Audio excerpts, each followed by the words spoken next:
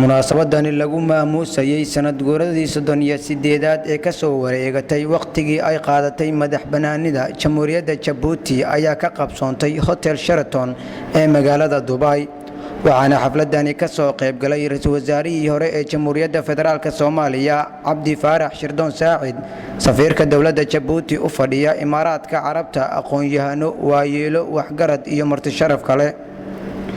safiirka Djibouti u fadhiya wadankani isku taga Imaaraadka Carabta mudane Cusmaan Muuse Darar ayaa hambalyo u diray shacabka reer Djibouti caawa oo aan xaflad ummadda reer Djibouti ku nool dawladda Imaaraadka ay iskugu timid Dubai inay ku ciido oo ay xusto sanad guurihii 38aad ee ka soo wareegay maalintii gobonimada ay qaadatay Jamhuuriyadda Djibouti waxaan halkan hambalyo uga gudbinayaa marka hore madaxweynaha Jamhuuriyadda Djibouti Ismaaciil Cumar Geelle iyo marwadiisa Marwo Khadra Maxamuud Xayd waxaan leeyahay kullu caam wa antum bikhair insha Allah sanadkiisana nabad iyo khayr iyo bashbash iyo barwaaqo Ilaahay nagu gaarsiiyo waxaan halkan fursadan ka faa'iideysanayaan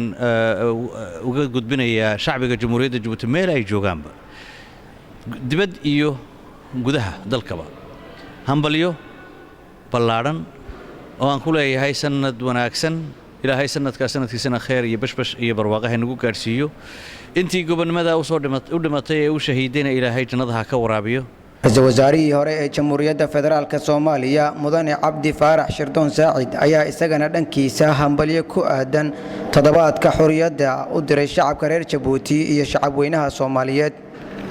ummadda Djibouti oo caawayto ay 27kii June ay tahay waxaan iyaga ugu hambalyeynayaa horumarka ay gaareen nabadda hoggaankasan waxaana u rajaynayaa in Ilaahay uga sii badiyo waxaan kula talinayaa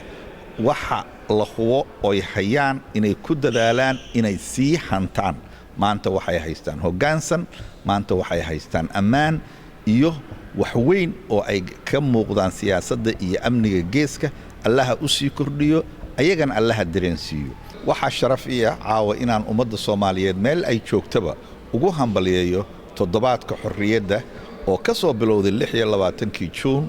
27ka anna sugayno kowda maalinka istiqlaalka iyo israacidda labada gobol ee Soomaaliya waxaan rajaynayaa in ummadda Soomaaliyeed guud ahaan meel ay joogtaba Ilaahay uu ku waariyo ammaan deganaanshiyo iyo barwaaqo waxaan tabayaa israaci iyo xorriyaddii dhibka badan loo soo maray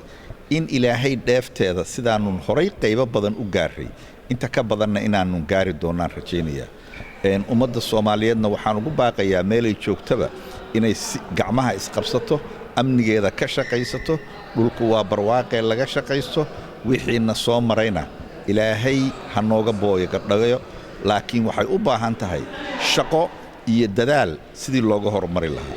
ugu dambeyntiina madaxweynaha Jamhuuriyadda Djibouti Ismaaciil Cumar Geelle ayaa qadka taleefanka kaga qayb qaatay xafladda isagoo shacabka reer Djibouti u rajeeyay barwaaqo iyo horumar Cabdiqaadir Axmed Sheekh telefishinka qaranka Soomaaliyeed magaalada Dubai